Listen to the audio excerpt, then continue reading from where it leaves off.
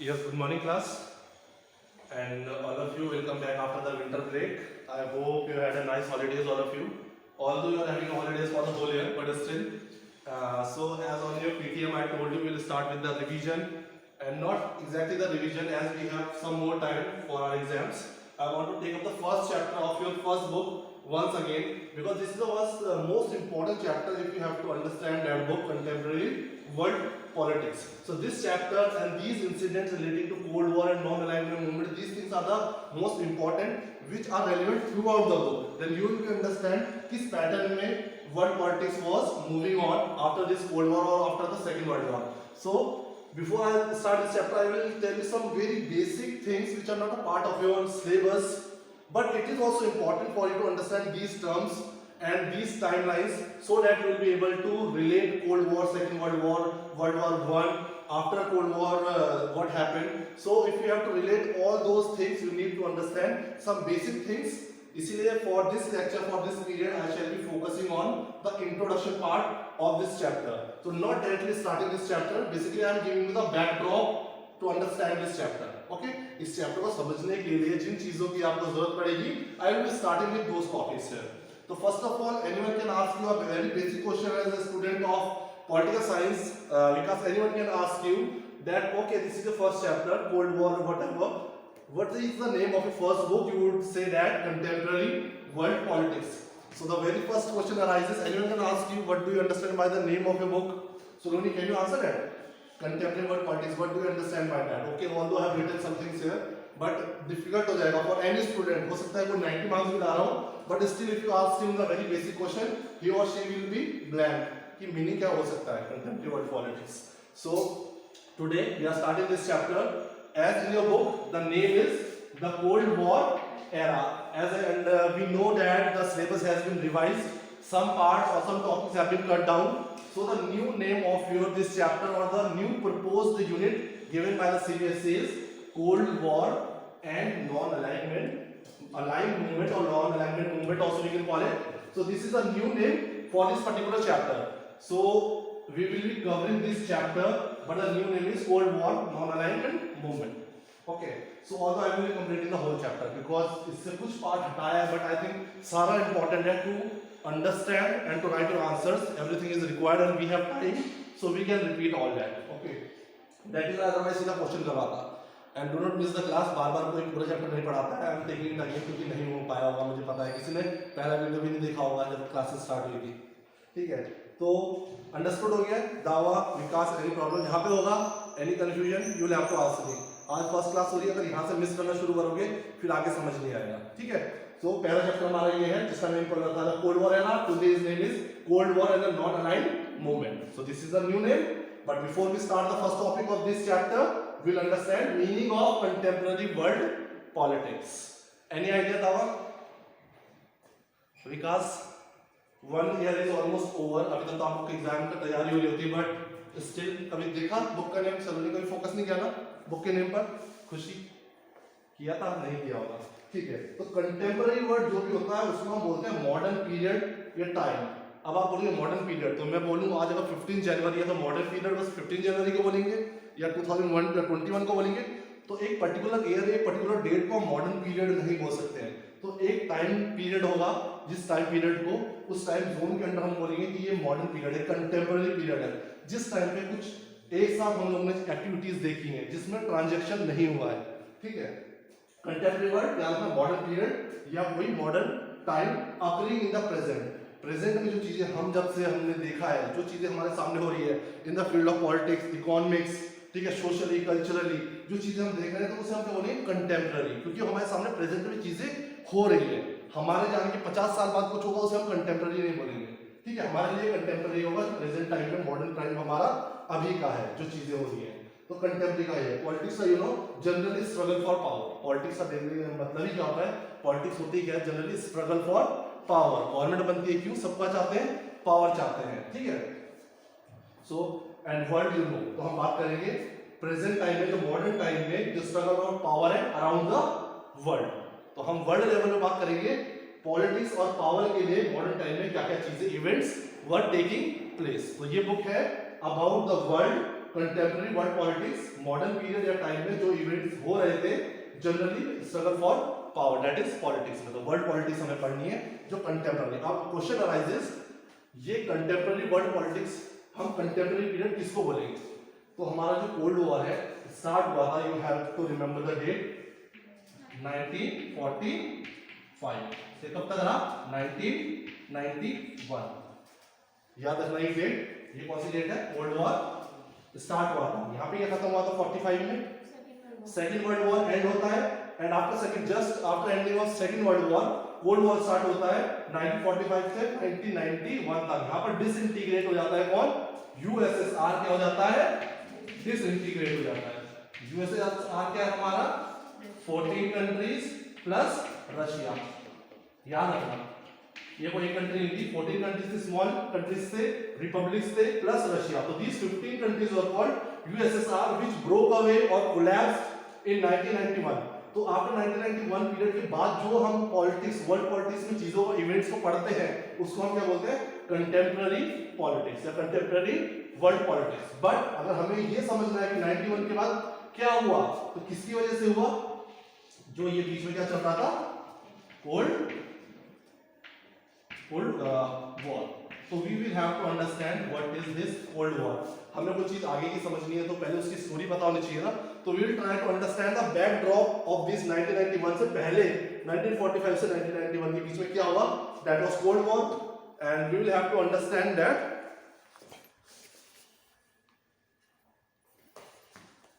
So after understanding this scenario, we can say an important note, period after 1991, that is period, time period after 1991 is said to be the contemporary world politics, that is the end of the Cold War. 1991 क्या था? End of Cold War and start of contemporary world politics. So now if anyone asks you the meaning of a book, so you should know contemporary world politics, or this is the time period after the 1991, that is the end of the Cold War. So in the world politics में जो भी हो रहा है after 1991 is the study matter of your this book, that is contemporary world politics. But इसको समझने के लिए we will have to understand this period of 45 से 91 का पहले हम समझेंगे, उसके बाद हम देखेंगे 91 के बाद क्या होता है। ठीक है, तो ये डेट्स बिल्कुल clear cut Vikas, keep it in mind. 45 में हमारा क्या होता है? वर्ल्ड वॉर सेकंड एंड होता है, वो चीजें मैं फिर से भी टाइम में दिखाऊंगा। उसके बाद कोल्ड वॉर चलता है 45 से 1991 तक, keep it in your mind, very clear. And 91 के बाद हमारा क्या शुरू होता है? Contemporary world politics. ठीक है, इतना अंडरस्टूड है सबको? ठीक है, मैं कुछ इंपॉर्टेंट डेट्स दिखा देता हूं आप लोगों को।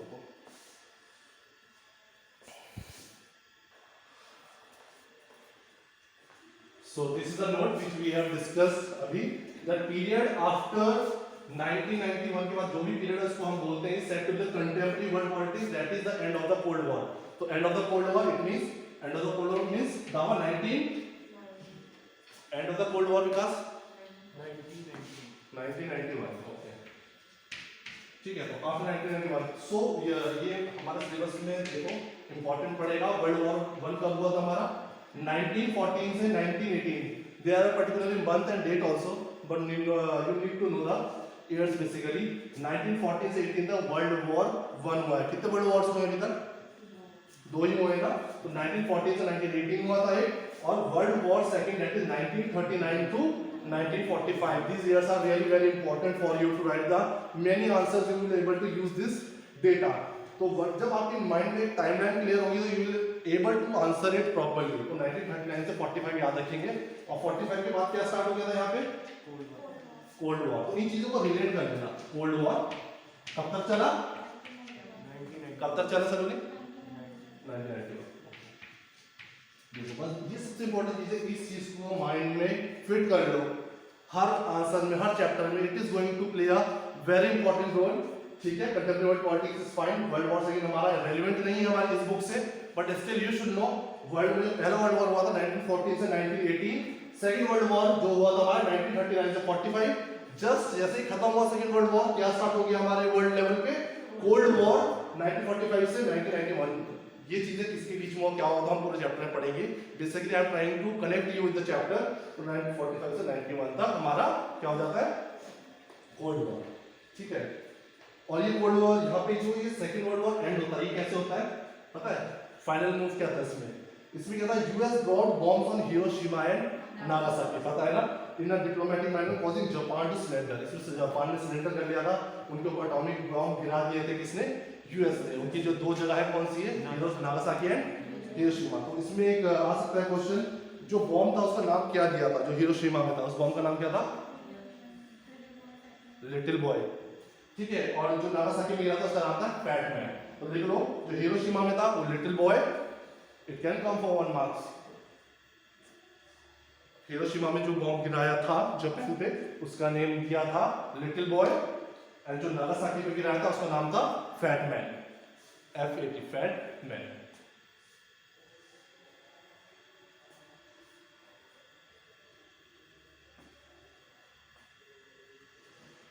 Written?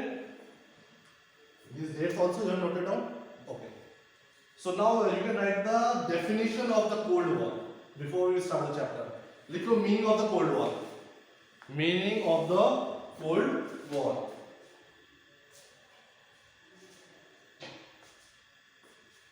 Shall I start? The Cold War is referred to. The Cold War is referred to. The Cold War is referred to competition. The Cold War is referred to the competition, tensions, and the Cold War is referred to the competition, tensions, and the series of confrontation, and the series of confrontations, CONFRONTATIONS, confrontations between the US and USSR, between the US and USSR. USSR के आगे उसका write the full form of USSR. Many times it can come from 1 marks. होता है कि हम पढ़ रहे हैं USSR उसका फुल फॉर्म ही नहीं पता है, तो लिख लो द यूनियन ऑफ, ब्रैकेट में लिख लेना, the union of Soviet, the union of Soviet socialist Republic, the union of Soviet SOVIET, Soviet socialist republics.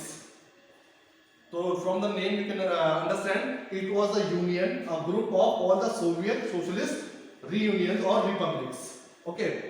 So how many countries were there? Because I told you in USSR. Huh?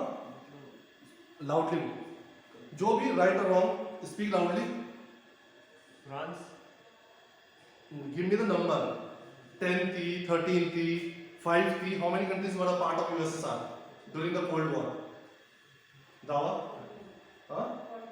14 plus Russia 15.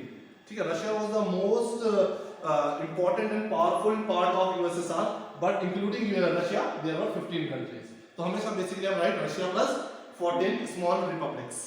Okay, so this definition अब देखो, Cold War is referred to the competition, tension and series of confrontations between US and USSR. तो जो ये term cold war हमारी world politics में आया है, history में आया, हम पढ़ते हैं कि कहां से आया है? जब कंपटीशन हुआ कि दो सुपर पावर्स के बीच में, कब? After the second world war दो सुपर पावर्स इमर्ज हुए, वो कौन थे? यूएस और यूएसएसआर. तो इनके बीच में जो टेंशंस थे, कॉम्पिटिशंस थे, जो कॉन्फ्रंटेशन थे एक दूसरे से आगे निकलने के लिए in terms of military power, ideology का वॉर था इनके बीच में. आइडियोलॉजी मींस विचारधारा. यूएस था किसको सपोर्ट करता था? कैपिटलिज्म को. यूएसएसआर की जो ये रिपब्लिक्स थी they used to support communism and socialism. तो इनके बीच में आइडियोलॉजिकल का वॉर भी था. तो there were always tensions and differences between these two alliances. ठीक है, वेस्टर्न अलायंस था और ईस्टर्न अलायंस था. तो इसी को हमने क्या सीरीज में क्या बोला है? Cold war.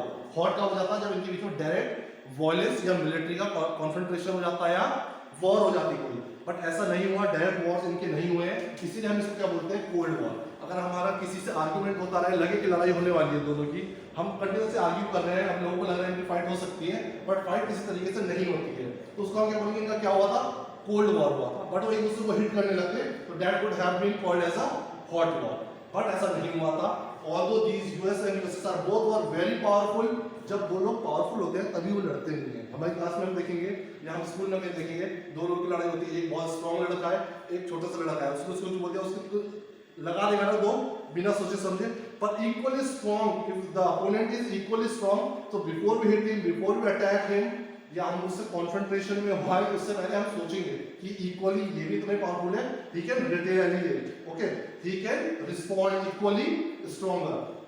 तो ऐसे टाइम में हम क्या करेंगे, अवॉइड करेंगे कि हमारी से लड़ाई ना हो। तो यही हुआ किसमें, ड्यूरिंग कोल्ड वॉर। टेंशन थे, दो इक्वली पावरफुल ग्रुप्स थे, इसी वजह से जो कोल्ड वॉर था कोल्ड रहा, वो हॉट वॉर नहीं बना। अगर एक भी उनमें से थोड़ा वीक हो जाता दूसरे से, या दूसरे को लगता है इसको मैं इजीली हरा सकता हूं, तो वो हॉट वॉर कब का हो जाता। But they were equally important, और वो अपने आर्मी को, अपने वेपन्स को, अपने न्यूक्लियर वेपन्स को इस तरीके से मेंटेन करके जाते थे, बढ़ाते चले जाते थे, क्योंकि उनको डर था। इसलिए नहीं बढ़ा रहे थे कि उनको मारना है, क्योंकि अगर किसी को भी लगता है कि एक की पावर कम हो रही है तो वो उस पर अटैक कर सकता था। इसीलिए कोल्ड वॉर ही रहा। वो चीजें हम आगे पढ़ेंगे। तो अभी मैं इसमें एक बना देता हूँ थोड़ा सा वर्ल्ड वॉर सेकंड में क्या हुआ, क्योंकि अगर हम कोल्ड वॉर के बारे में पढ़ रहे हैं, यहाँ पर कोल्ड वॉर के बारे में अगर हमें पढ़ना है हमारी बुक में थोड़ा सा, क्योंकि ये सारा रिलेटेड है इस टाइम से।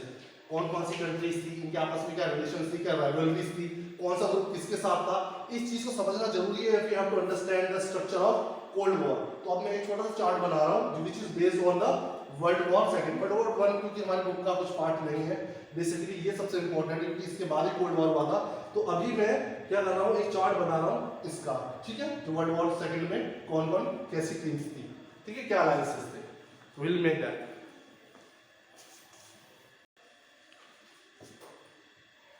सो okay, we are going to discuss about world war second.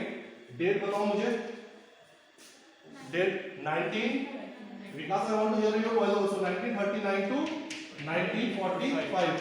You all have to always keep in mind these dates. This is going to be a very important part. Okay, so now we are dividing किसके बीच में world war second हुआ। Make a chart like that. एक में लिख लीजिए आप Allied forces,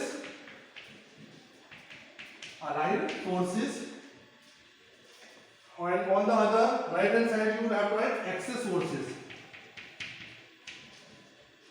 And this is in your book, don't think it's extra and important as well. Allied forces and Axis World War Second. So we'll write the name of the countries, the important. See the World War था तो all were connected. Allies एक आधा word इस side था almost, and आधा word इस side था. But we'll write the most important leaders. So here was US, then USSR, and when we write USSR, what do we write in bracket? Mostly Russia plus 14 countries. Okay, and then France and Britain. Okay, these are the most important part of his allied forces. And when we come to the Axis, इसमें सबसे important था Hitler from Germany. Hitler ground याद करने के तरीके हैं, याद रहता है हमेशा। इटली और कौन सा है, जापान। तो ये सबसे इंपॉर्टेंट ग्रुप था। देखिए अब you will have to remember World War during World War Second 1939 to 45 there were two alliances or two groups. One was Allied forces, other was Axis forces. तभी मैं बोल रहा था you will have to bring your book also घर जाना आज and see the location, important इसीलिए see the location of these countries at least. So you will find Allied forces US, USSR, France, Britain. ये एक साथ थे, powerful थे। यहाँ पे जर्मनी हिटलर की team and Italy and Japan. तो इनकी लोकेशंस आप घर जाके देखना, जरूर देखना। ऐसे मैप यहाँ पे if you get the time, see it here also. इसमें नहीं आ रहा है, अदरवाइज मैं बता दूँ। ठीक है, अब इस चीज को समझिए, यहाँ पे टू ग्रुप्स थे। अब हम देखते हैं कि वर्ल्ड वॉर सेकंड एंड कैसे होता है, या इसकी ज्यादा डिटेल नहीं पढ़नी है, बताना कि इंपॉर्टेंट इवेंट्स क्या क्या हुए हैं। तो पहला इवेंट मैंने एक नोट बनाया है, इसमें क्या है, यूएस से सबसे पहले स्टार्टिंग में जब सेकंड वर्ल्ड वॉर स्टार्ट होता है, USA was not part of this second world war. ये कैसे होता है, USA did not wanted to be involved in the second world war, but Japan attacked the pearl harbour in 1941। एक harbour है, harbour पता है क्या होता है, सी पोर्ट्स होते हैं जहां पे सामान उतारा या ट्रांसपोर्ट किया जाता है। ठीक है, तो जो यूएस का एक पर्ल हार्बर जो एक था, उस पर अटैक किसने कर दिया, जापान ने उस पर अटैक कर दिया। कब किया, 1941, जबकि वर्ल्ड वॉर कब से स्टार्ट हो रहा था, 39 से स्टार्ट हो रहा था। उसके 2 इयर्स बाद 41 में जापान को जरूरत नहीं थी, पर जापान ने जो भी उनकी रही उनकी कंडीशंस, उस डिटेल में हमें नहीं जाना है। तो यूएसए स्टार्टिंग में was not a part of world war second, जो बाद में सबसे पावरफुल बना है, उसको किसने प्रोवोक किया है? जापान ने अटैक किया उसके पर्ल हार्बर पे 1941 में, ठीक है, attack of Pearl harbour in 1941 and this led to the formal entry of US into the world war second. इसी तरीके से वर्ल्ड वॉर सेकंड में एंट्री होती है फिर यूएस की, और अगेंस्ट किसका रहेगा? जापान के, ऑफ कोर्स। तो जापान के अगेंस्ट होगा तो किस ग्रुप में आ जाएगा? अलाइड इस टीम में आ जाएगा ना, क्योंकि आई एम अगेंस्ट जापान, उन्होंने मेरे अटैक किया है। Now I am also a part of this world war second, against Japan होना है तो मुझे इस टीम में ही होना पड़ेगा। यूएस फॉर्मल एंट्री जिसको बोलते हैं, ठीक है। ये चीजें लिखनी होंगी तो लिख लेना, भी 2 मिनट दे दूंगा। फिर सेकंड इंपॉर्टेंट चीज जो हमें इसमें देखनी होती है, सेकंड पार्टनर कौन है इसमें? यूएसएसआर। यूएसएसआर बहुत अच्छा फ्रेंड था किसका? जर्मनी का, but in for the power, struggle of power बोलते हैं ना पॉलिटिक्स को। हिटलर के बारे में आप सबने पढ़ा होगा, ये किसी का फ्रेंड नहीं हो नहीं सकता है फिर। तो USSR had good terms with Germany and Hitler, पर हिटलर ने ड्यूरिंग सेकंड वर्ल्ड वॉर ही या उससे पहले भी अटैक कर दिया था किस पे?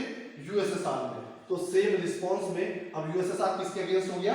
जर्मनी के। इस वर्ल्ड वॉर सेकंड में USSR also entered into this second world war against Germany. अगर अगेंस्ट जर्मनी होगा तो मतलब किस टीम में जाएगा? अलाइड फोर्सेस में। टीम का नेम याद रखना, ठीक है। अलायंसेस बोलते हैं, मैं थोड़ा तुम्हें इजी लगेगा, टीम वर्ड यूज कर रहा हूं, अदरवाइज अलायंसेस, ठीक है। तो अब मैं रीड कर रहा हूं उसे। USSR was a friend of Germany but Hitler attacked on USSR also, so USSR joined the allied forces against Germany, ठीक है। अब 1945 was the year when US dropped the bombs on Japan to end the war। अब 1945 हमें पता है कौन सा year था जब यूएस ने, यूएस की राइवलरी तो हो चुकी थी, इस पे क्या किया था?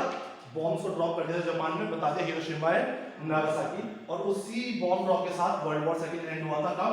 1945। और तो Japan was ready to surrender, हार चुके थे ये लोग, और उसके बाद भी उसने वहां पर उसके लिए बहुत क्रिटिसिज्म हुआ है, बहुत चीजें हैं पॉलिटिक्स में, that is not a part of our syllabus, थोड़ा बहुत पढ़ेंगे, पर ये पता होना चाहिए 1945 में एंड मूव क्या था? जापान को बॉम्ब गिरा दिए थे, ठीक है। अब इसमें देखते हैं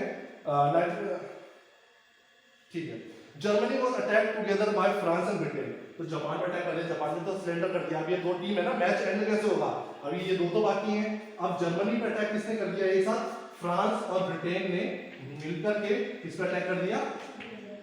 जर्मनी, ठीक है। तभी लिखा है, देखिए, Germany was attack together by France, Britain and USSR, तीनों ने इस पे अटैक कर दिया जर्मनी में मिलकर के एक साथ। सो France and Britain were involved in that war against Germany, ठीक है। जर्मनी को हरा दिया, पर अब देखिए यूएसए साइड हार गई, फिर इटली भी was defeated, it was not so powerful at that time. तो ये हो गया था कि अलाइड फोर्सेस इस वर्ल्ड वॉर में जीते हैं, पावरफुल है, इन्फ्लुएंस इनका बहुत हो गया वर्ल्ड में। बट इनमें अब ये था who will be the most super power.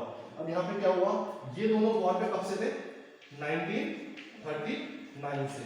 अगर आप मैप में देखोगे तो इनकी लोकेशन क्या है? यूरोपियन कंट्रीज है, फ्रांस, ब्रिटेन, जर्मनी, ठीक है। तो इनका जो कॉन्फ्रंटेशन, जो वॉर चल रहा था 1939 से चल रहा था, तो इनके जो इकोनॉमिक और पावर रिसोर्सेज, मिलिट्री की, वो सब क्या हो गया था? वर्ल्ड वॉर के एंड तक 1945 तक एग्जॉस्ट हो गया था। इकोनॉमी, पैसा जो भी था वॉर में बहुत ज्यादा एग्जॉस्ट हो गया था, और अगर इकोनॉमी नहीं होगी तो कोई कंट्री पावरफुल हो सकती है? नहीं हो सकती है। तो जितने भी नेचुरल और ह्यूमन मैन मेड जो भी रिसोर्सेज थे, इन्होंने सारे एग्जॉस्ट कर दिए थे to fight against axis forces, basically Germany के अगेंस्ट लड़ते लड़ते। और इनकी एंट्री कब हुई थी? 1945 में। तो इन्होंने कितने ईयर डाला? 41 से 45, तो इनका ज्यादा नुकसान नहीं हुआ था यूएस और यूएसएसआर। तो जब बात आई कि who will be the most super powers in the world, इन दोनों का नंबर नहीं आया। इनको तो अपनी इकोनॉमी को ग्रो करने के लिए बहुत वर्क हार्ड करना पड़ा दोबारा से। ऑल्दो ये अलाइड फोर्सेस का पार्ट थे, बट इनको हम सुपर पावर नहीं बोल सकते थे, और कोई किसी का फ्रेंड वर्ल्ड पॉलिटिक्स में नहीं होता है। सबके क्या होते हैं? पर्सनल मोटिव्स होते हैं टू गेन पावर, ठीक है। तो इन दोनों की इंपॉर्टेंस नहीं रही, तो कौन बचे? यूएस और यूएसएसआर। तभी आफ्टर सेकंड वर्ल्ड वॉर ये सब तो खत्म हो गए थे, खत्म इन द सेंस एग्जिस्ट करते हैं, बट पावरफुल नहीं थे। इनको अपने आप को रिवाइव करने के लिए बहुत टाइम चाहिए था। रिवाइव मतलब रीबिल्ड करने के लिए, इकोनॉमी को, मिलिट्री को, स्ट्रक्चर को, हर तरीके से, ठीक है, डेवलपमेंट करने के लिए आफ्टर सेकंड वर्ल्ड वॉर। ये तीन तो और चलो हार गए थे, ये दोनों ने बहुत ज्यादा अपना एक्सपेंडिचर कर दिया था इस वॉर में अगेंस्ट एक्सेस फोर्सेस। तो बाद में इन्होंने लेट एंट्री की थी, तो इन दोनों के बाद में तभी कोल्ड वॉर के बाद अगर एट वर्ल्ड लेवल हम देखते हैं कौन दो स्ट्रॉन्ग पावरफुल कंट्रीज थी या ग्रुप्स थे, तो वो कौन आते हैं आफ्टर 45? कोल्ड वॉर होता है यूएस एंड। और अगर एक क्लास में एक ग्रुप में दो हीरो होंगे, जो बोलेगा एक मैं हीरो और एक बोलेगा मैं हूँ, तो पॉसिबिलिटीज है चीजें विल मूव ऑन प्रॉपर्ली, नहीं तो प्रॉब्लम्स आएंगी, कॉन्फ्लिक्ट्स होंगे। तो ये दोस्त थे, पहले पार्ट ऑफ ब्लड फोर्सेस थे, अब ये क्या हो जाएंगे, अपोनेंट्स हो जाएंगे। ये भी पावरफुल होना चाहता है वर्ल्ड में, it wants to show its hegemony, hegemony का दादागिरी, पावरफुल होना चाहता है, ये सबसे पावरफुल होना चाहता है। तो इसलिए इन दोनों के बीच में जो टेंशंस, जो हमने डेफिनेशन लिखी कोल्ड वॉर की, क्या है, क्या है, the cold war is refer to the competition, tension, series of confrontation means टकराव, जो उनके बीच में टकराव होते रहते थे, ठीक है, confrontation between US and USSR backed by their respective allies, it is called cold war. ये भी लिख लीजिए, यूएसएसआर के बाद लिख लेना, backed by their respective allies, backed by their respective allies, ALLIES। अब क्या होगा, अब वर्ल्ड में अकेले तो नहीं रह जाएंगे ना यूएस और यूएसएसआर, अब क्या होगा, वर्ल्ड आधा बढ़ गया, some countries were a part of US, some countries were a part of USSR, that we will study in the chapter। तो दो अलायंसेस बन गए थे, ये मैप के वेस्टर्न साइड में, तो what is it is called western alliance and this is called eastern alliance, मतलब एक ग्रुप। तो यूएस एक कंट्री मोस्ट पावरफुल हेड था, एक हेड ये था, इनके साथ बहुत सारे अटैच क्या थी, कंट्रीज थी, जिनको हम क्या बोलते हैं, अलायंस। होता है एक दोस्त होता है, उसकी लड़ाई है तो उसके बाकी दोस्त उससे क्या होता है, बात करना बंद कर देते हैं, कुछ लड़के मेरे साथ हैं, कुछ लड़के उसके साथ हैं, तो लड़ाई मेरी है दो की है, पर मेरे साथ जो मेरे फ्रेंड थे वो भी उनके क्या हो जाएंगे अगेंस्ट, जो मेरे फ्रेंड्स हैं वो मेरे को सपोर्ट कर रहे हैं, वो मेरे क्या हो गए, अलाइज हो गए मेरे, ठीक है, वैसे ही उसके भी अलाइज हो गए। तो वर्ल्ड हमारा डिवाइड हो गया था यूएस अलायंस और यूएसएसआर अलायंस। ओके, तो इतना क्लियर है।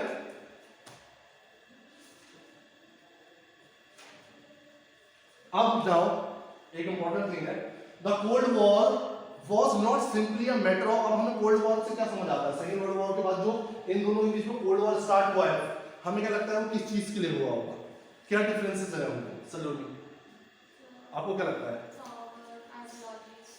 पावर सबसे इंपॉर्टेंट, पावर और आइडियोलॉजी सबसे इंपॉर्टेंट है। तो सबको बेसिकली हमने तो पढ़ा है, हम रिवाइज कर रहे हैं चैप्टर, तुमको थोड़ा सा आइडिया आएगा। कोई बच्चे अगर जिनको पहली बार पढ़ाना होता था वो बोलते सर इनका जो कॉन्फ्रंटेशन, जो टेंशन और कॉन्फ्लिक्ट होगा एक दूसरे को, और जो पावरफुल बनना चाहते हो किस लिए होगा, मेरी मिलिट्री सबसे स्ट्रांग हो, मेरे पास सबसे ज्यादा वेपन्स हो, मेरा इन्फ्लुएंस वर्ल्ड में सबसे ज्यादा हो, मैं सबसे पावरफुल हूँ, यही होगा। पर बेसिकली क्या है देखिए, the cold war was not simply a matter of power rivalries और military alliance and of balance of power. तो मिलिट्री अलायंस और बैलेंस पावर को बैलेंस करने के इसी दो वजह से इनके बीच में टेंशंस और कॉन्फ्लिक्ट नहीं थे।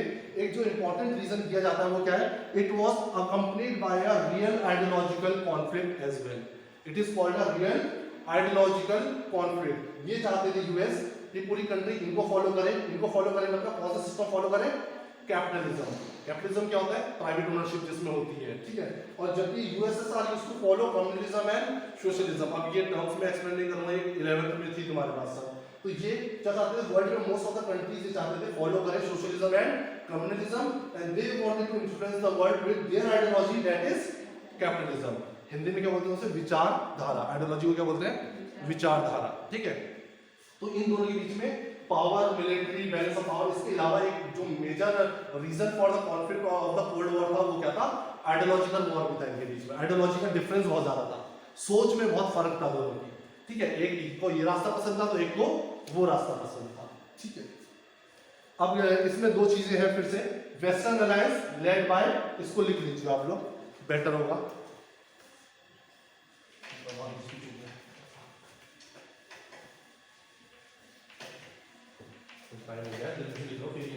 कल से फिर हम चैप्टर का जो ट्यूबल मिसाइल क्राइसिस है वो स्टार्ट करेंगे, आज सॉल्व से स्टार्टिंग का ये बता दिया।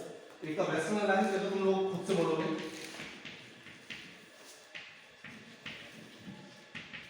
किसका होगा वेस्टर्न अलायंस का होगा, वेस्टर्न अलायंस किसका होगा, लेड बाय यूएस। और क्या फॉलो करते थे ये, आइडियोलॉजी ऑफ कैपिटलिज्म। इसमें लिख लीजिए प्राइवेट ओनरशिप।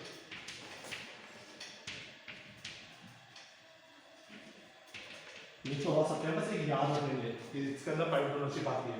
सेकंड क्या हो जाएगा हमारा, वेस्टर्न के बाद eastern alliance, eastern alliance led by USSR। जब हम यूएस और यूएसएसआर बोलते हैं मतलब अलायंस, मतलब इनके साथ इनके पार्टनर्स भी थे, सपोर्टर्स। ठीक है, ये किसको प्रमोट कर रहा था? Communalism and socialism. ठीक है, so with this we come to the end of this introduction part. Tomorrow I will start with the Cuban Missile Crisis, which is the first topic of your book. But ये अच्छे से पढ़ लेना, revise कर लेना, क्योंकि ये अभी लग रहा है बुक में नहीं है, बट आगे सब कुछ आएगा। ये एक साथ नहीं आएगा। तो मैंने आपको एक बैकग्राउंड दे दिया है, एक हिस्ट्री बता दी है इस चैप्टर की, जिसको कोई कंफ्यूजन होगा मेरे से कल फिर से। और डोंट बी अपसेट, खुशी सलोनी, जब तक कोई जेन्युइन रीजन ना हो, दावा विकास, don't need to be upset. 4 लोग भी आओगे, अच्छे से रिवाइज करा दूंगा, you will get good marks, तो हमको भी अच्छा लगेगा। ठीक है, तो don't miss the class. 2 minutes sir, एक सेकंड सर।